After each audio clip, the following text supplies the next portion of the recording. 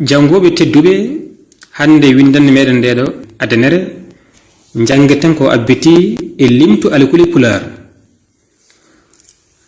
Alkuli pular ko 32 ko ɗeni goni a ba ɓa ca da ɗa e fa ga ha i ja ka la ma na nya nga o pa ra sa ta u wa ya ya mba nda nja nga e kojom bowal.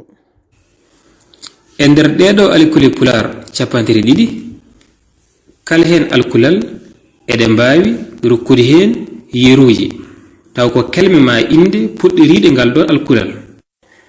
A hono abbere walla almudo. Ba hono baali walla beɗel Allah. ɓa hono ɓalal walla ɓirowo. ca hono callalle walla cawpotal. da hono daral walla danna. ɗa hono ɗaccuki walla ɗooki. e hono elo walla eda. fa hono fado walla falo.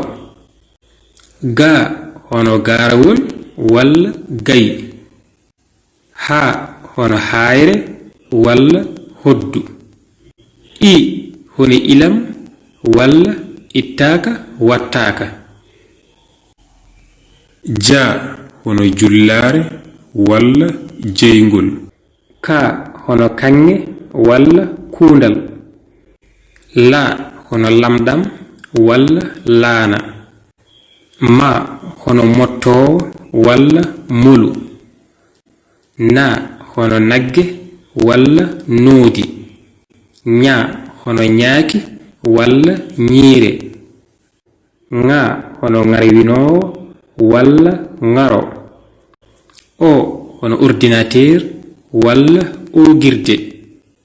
pa hono paftol walla paaka. ra hono ratu walla rawandu.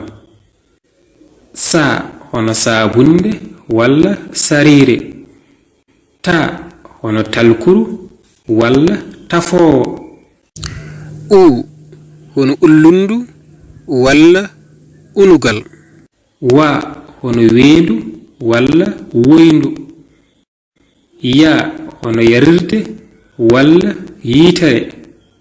ƴa hono ƴulɓe walla ƴiyal. mba hono mbaalu walla mbabba. nda hono ndamdi walla nduudi. nga hono ngaari walla ngabu. musidɓe tedduɓe ko ɗo hande katani windan meɗen ha saha garowo inchallah on jarama.